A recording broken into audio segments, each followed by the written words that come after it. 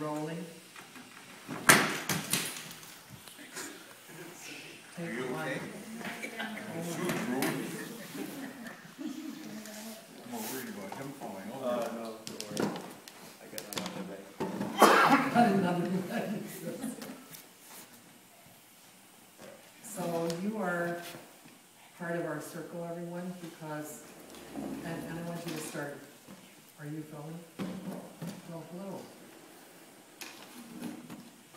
Sometimes it's really helpful in a sharing circle or a healing circle to hold something in your hand. So we have this gift feather from one of the communities around here. And today what I want to invite us to do is to focus on the healing of loss. And so whatever comes up for each of us, that's what we'll share. And I would like to go first, and I'm going to invite the wider circle to put on your shield of compassion and detachment so that you can be present to us without taking on the burden of our feelings. Okay? And remember that tears are healing tears.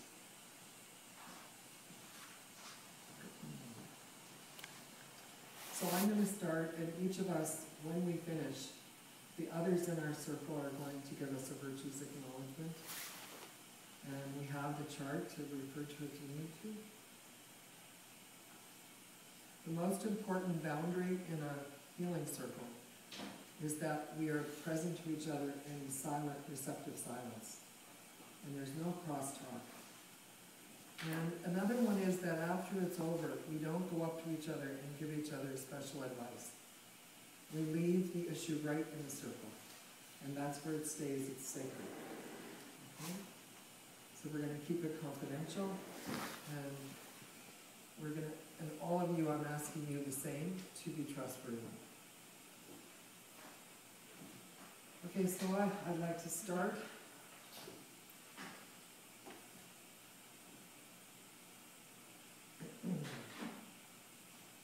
I think for me, I had a lot of preparation when my brother John died, because we got his diagnosis of brain cancer much longer than they thought he had. He said he had 3 months, and he ended up living for 15 months.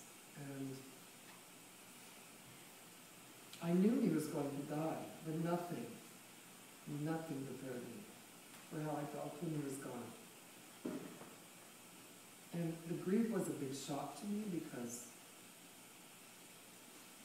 I'm a woman of faith. I believe that he's in a better world. I knew that his soul was happy, but I was not happy.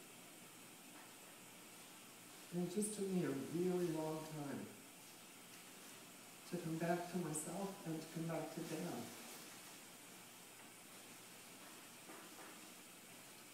Because he left a big hole in my heart and in my life. And I learned how to put my grief aside so that I could be present to him. Because the way he faced his death was with a lot of joy, which I found amazing, but I did not share. I was happy for him, but I was not happy for me. And I found it really hard to find people that could honor what I was feeling. Someone that I was very close to, who was like a real support to me when he was dying. As soon as he went,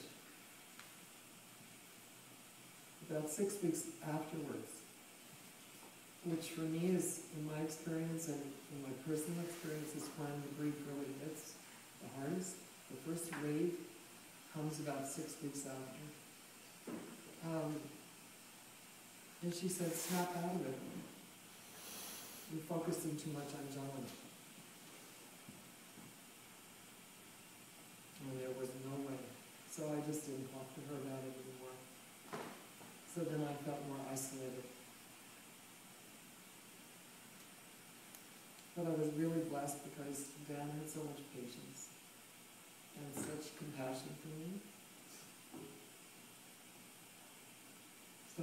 been about 3 years now, and I'm really relieved that I'm over the worst of it, but it's still there.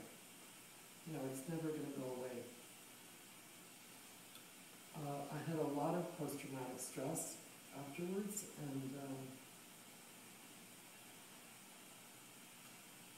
I think there's so few people that understood that, but I felt like I could tell. And then this friend of mine called me up all the way from New Zealand, and she said, "Tell me what's going on, Linda, what's happening?" And I said, it's too gross, I can't talk about it. She said, "You can tell me anything, it doesn't matter." And so I told her about the last night, how awful it was, and what it smelled like, and what it felt like, and she just listened. And that was the first time that I was free of that feeling of the trauma coming over and over into my mind. I couldn't get rid of it before that, but as soon as I could just tell her the story, then I was okay. And she said to me, "You know, a death like this of someone close is like an amputation. You never get over it, but you get used to it." So she listened for a really long time, and then she said that. She said to me how much that I loved him. And that really, really helped.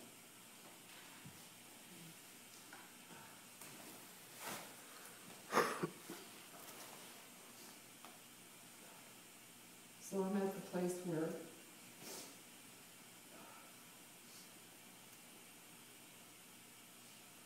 it's more about the memories of him than the grief. So I'm really, really getting relief from the grief now, but it took a long time.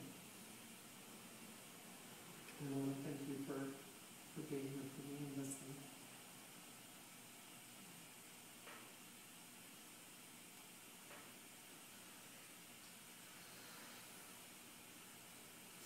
Well, I thank you for your honesty. It shows your compassion and your love for your brother, but also the caring to share that with others who you don't necessarily know very well. And I thank you for that. Thank you for your lady. Thank you.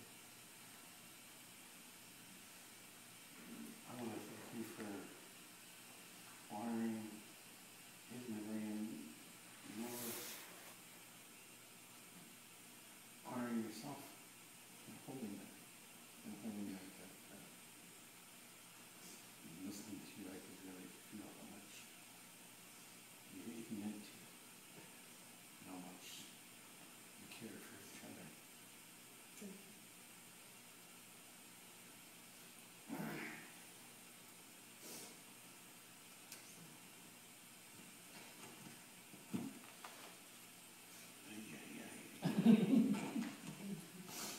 You do this with much motivation.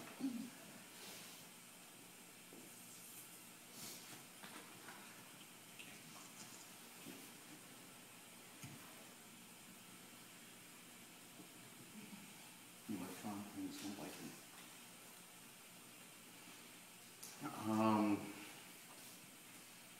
A little fuzzy.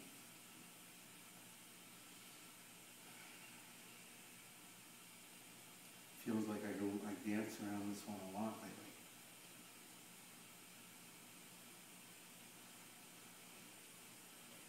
I have a daughter, her name's Rebecca. And she's 30 years old. One of the smartest people I've ever met. Memories I have of her.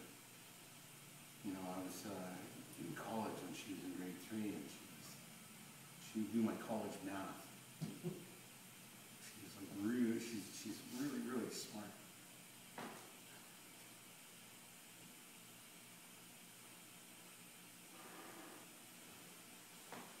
And it's not that she's gone, it's that maybe I'm preparing myself for the loss, or maybe I'm preparing, or I'm anticipating, or I don't know. I struggle with her.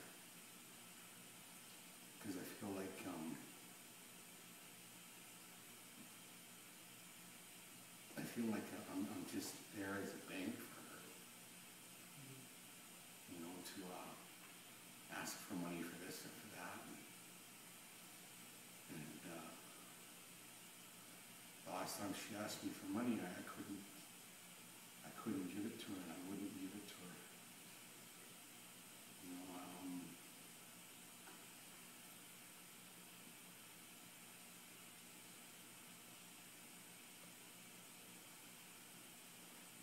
and it was hard.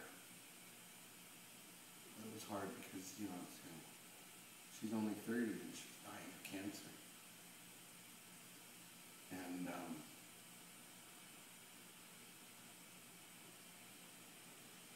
I remember this little girl who had an appendectomy, her appendix removed.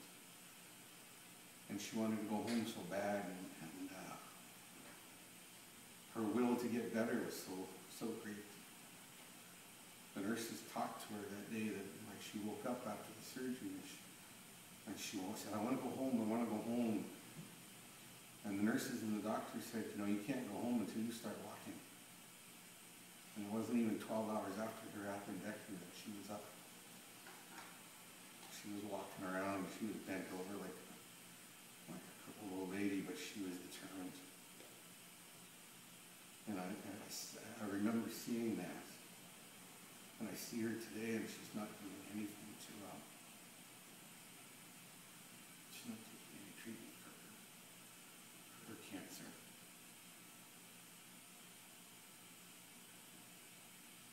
Try not to be resentful for the fact that the only time she had calls or was to ask for money, and I tried to be supportive. And I worked real hard at not blaming myself for the crap I put her through. Because I wasn't the best father when she was a child.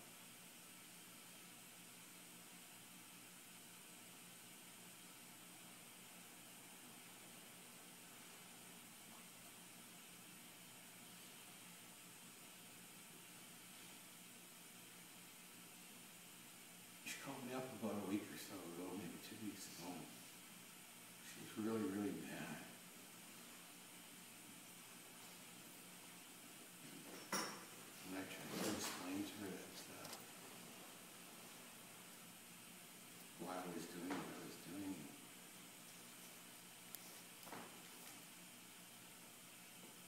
She didn't want to hear it. She started yelling at me on the phone, and I told her I didn't want to fight with her.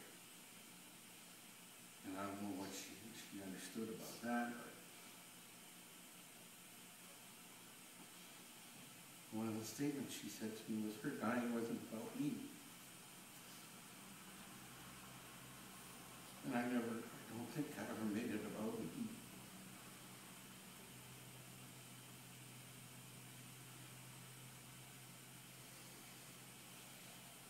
Most days I wake up and I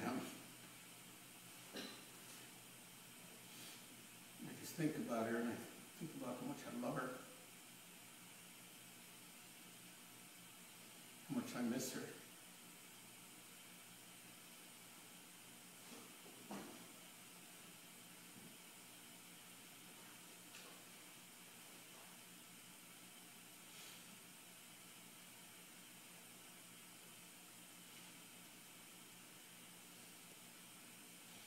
Now we get real selfish.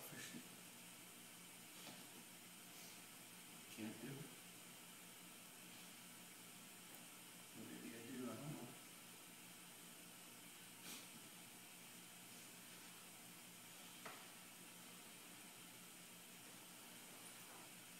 Hard to sit and know that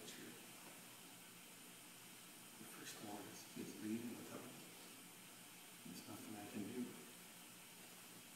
Nothing I can do to ease her pain or to get away.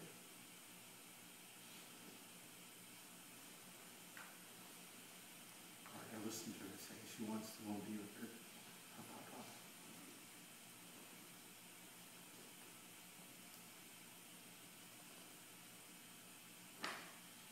All I really want is for her to live.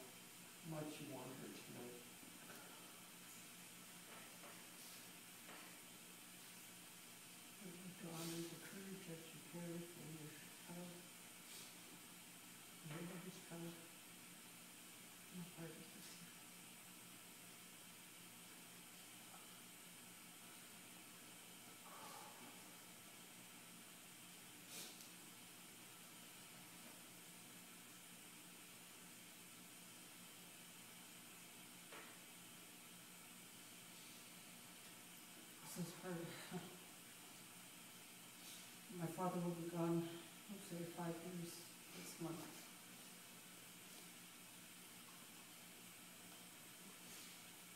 Every year goes by and he still try and make that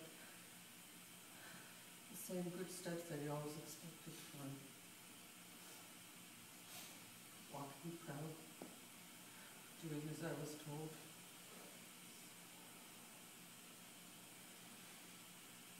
I hurt because I wasn't always the daughter he wanted me to be.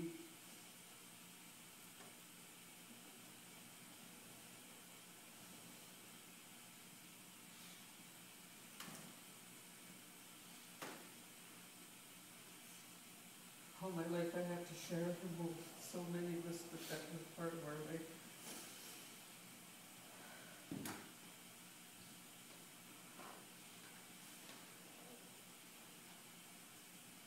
When he came home from the hospital the last time, we had to be ready for the day that he was going to leave us. It was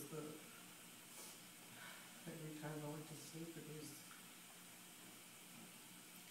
not today, Dad, we got something to do tomorrow.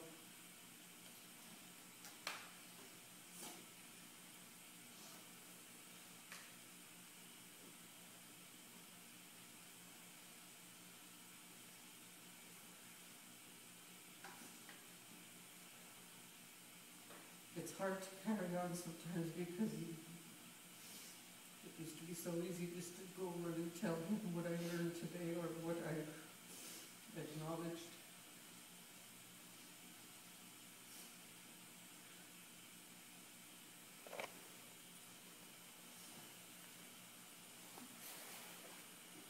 He's still my rock, and I'll always try to be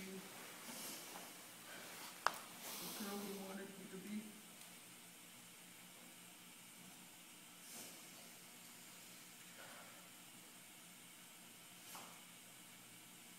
I called him Daddy one day, and he made him so happy.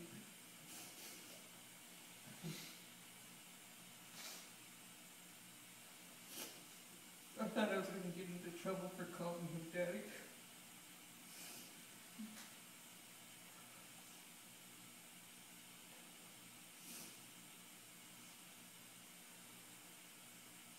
I only had one Daddy. Thank you.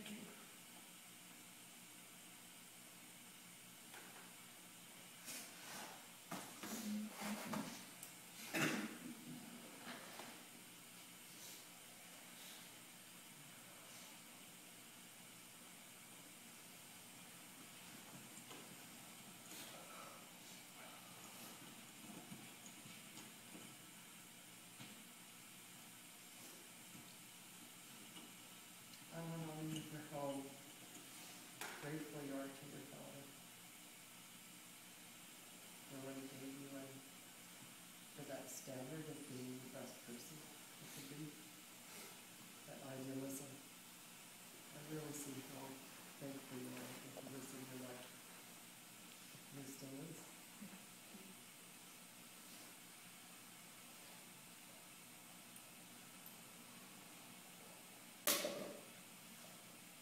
I want to honor you for your faithfulness to him. How he saw you and how you live up to that. Takes courage.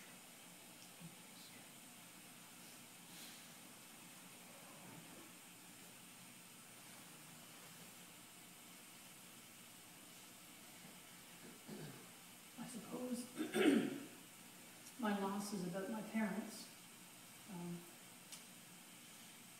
They died 23 months apart. My mother was sick for a very long time, but she never complained. You'd never know she was sick except it was obvious. But she never let us slow her down whenever she could. And when I got a terrible flu, and she got that flu from me, and she died a week later.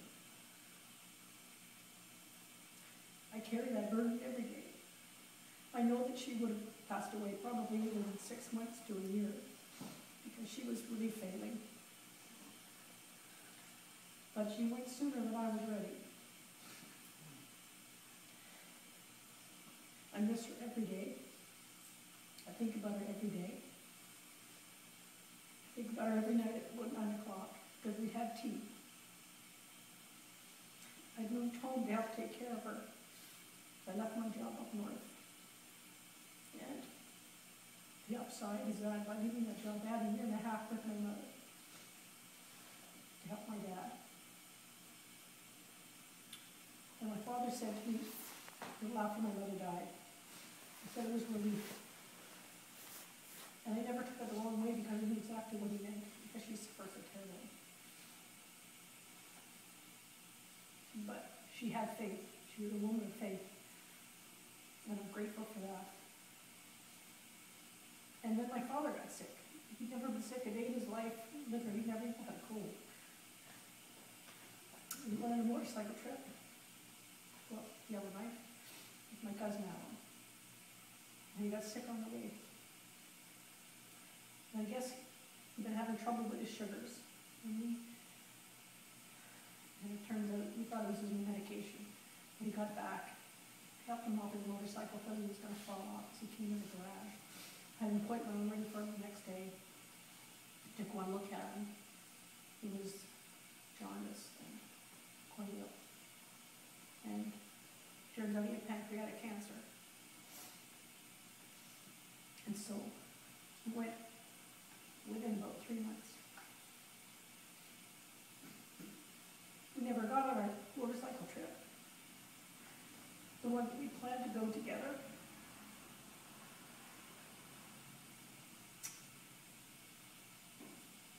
And my father died. We had family had come in, we only had a short time left to be at home. And I heard coughing. I ran up the stairs, I found him in distress. It was all I could do to pull him up and hold him and then pound on the floor for my cousin to come and help. At that point, my dad was not lucid. Never seen him like this ever. We cleaned him up, and my cousin went downstairs. He didn't realize. I knew my father this was it. And I couldn't get up with my brother. So I had to call my niece and get her out of bed to go over to her dad's house and tell her to come. I needed to Duncan. So after I got off the phone, my father would become conscious a little bit. And I told him I was going to call. And he kind of went back unconscious a little bit. And he was talking, I think he was talking to my mother. I like to think he was talking to my mother.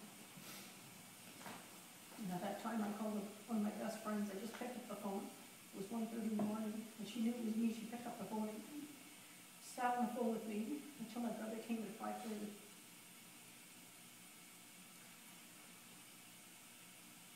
And I still, every day, see my father in distress. It's not an image I can easily erase, because I couldn't fix it. I'm a counselor. I know all the rules. I know what you're supposed to do. But I deal with grief not in a great way.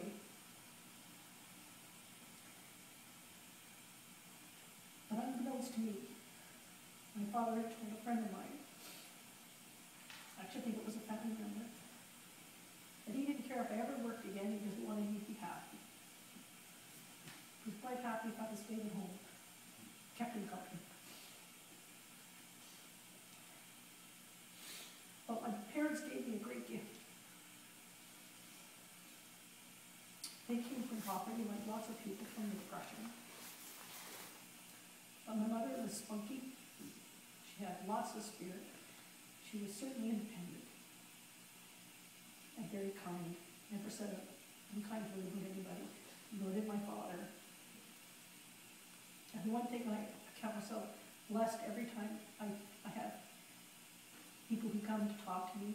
I always and I hear their stories and their tales and their sorrow. I'm always very grateful that I was fortunate to have parents who were loving and kind and generous. And I know that I carry that with me every day to try and be the same and to walk in their footsteps. And only recently have I realized that my return to writing poetry is probably because I'm in a better place. I didn't write for 7 years. And only since about 6 months before I came to Olympia was I able to start to write again. And since I've come here, I've been writing up a storm. Well, more or less. And I get that gift from my father. He wrote lots of poetry. All of his rhymed. None of mine don't. So we always have a laugh about that. But every day I think about my parents, and I listen to it. Because they were not only my parents, they were my friends. And more than friends, just they were everything to me.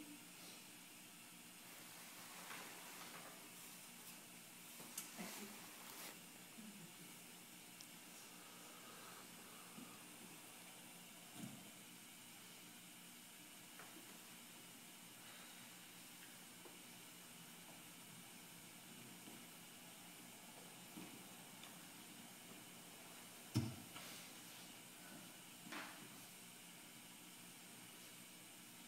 I want to honor you for the great love you have for them.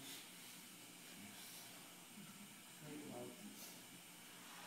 And how thankful you are to them for everything they were, everything they gave you. And also your service to them, to be their companion when they were so ill.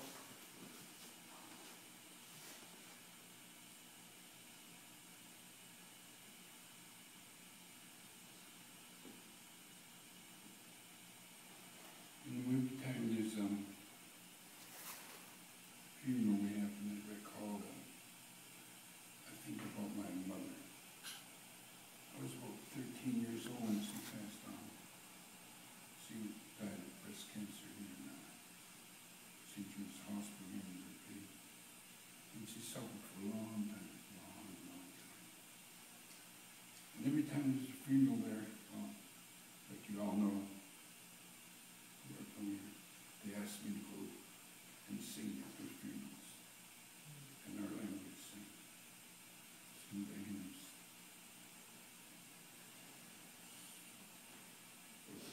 I need the lost. And I feel every time I'm in front of those caskets, I can feel it.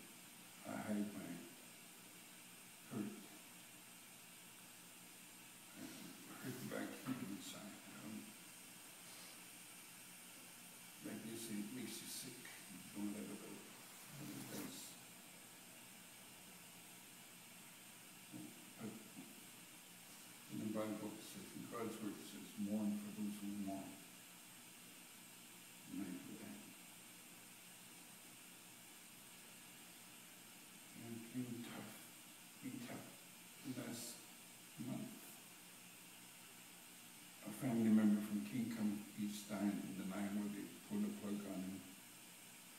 He was waiting for him to go home. We knew all about that. We knew he was going to go home. But after that, it was too sudden. We didn't even know about it. It just went. 80, another family member. And right in the middle of his funeral, we heard another family member die in Kilburn. So keeping it in to make me say, I'm going to let it out.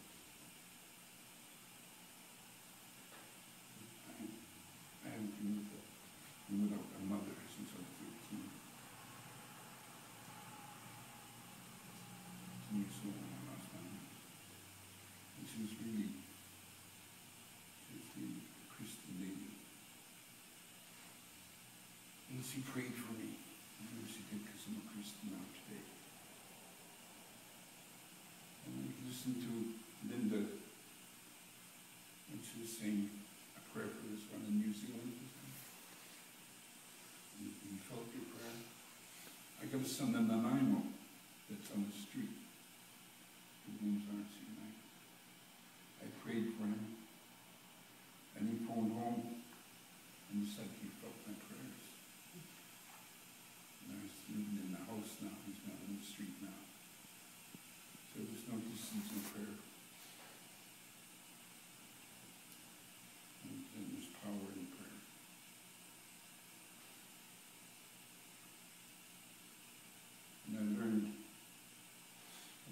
unbelief, my unbelief.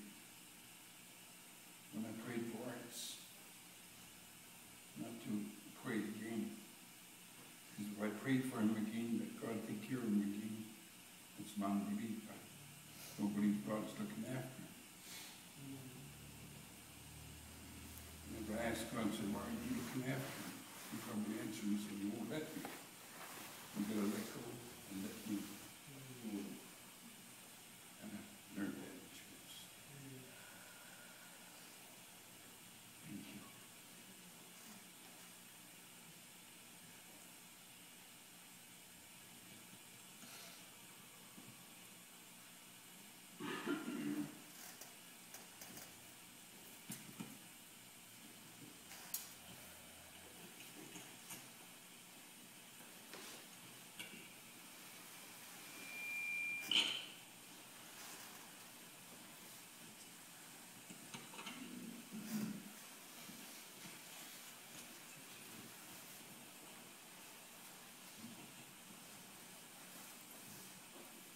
Oh, I thank you.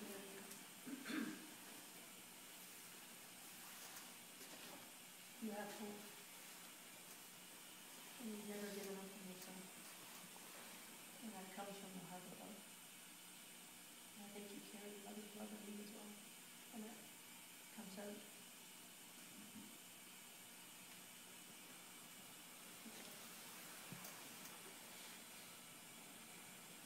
Thank you for the service you do for our people. And you want to see. This is our platform.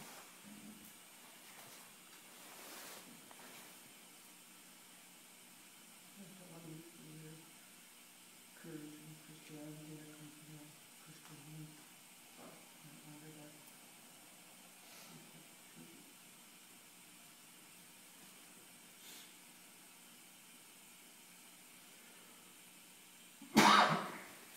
So I really want to thank all of you for your courage to be part of this circle. And I want to ask you what difference did the virtues make in this healing circle? What if there had been no acknowledgements? You may have seen other circles where people just share one by one. What difference did it make for you, if any? I felt that somebody listened and heard my pain. That I wasn't alone in that time. I don't know. To learn that you're not the only one grieving. Yeah.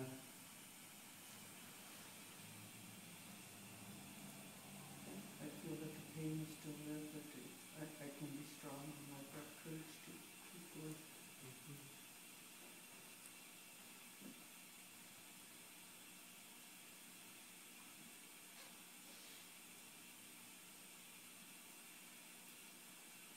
I think it's just the acknowledgement of the struggle.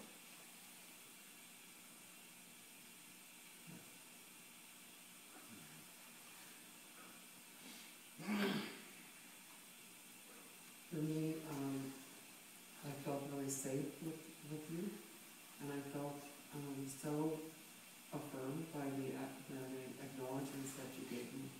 I felt you really saw me, saw my love for my brother. So I want to ask the rest of you what it was like for you to witness this.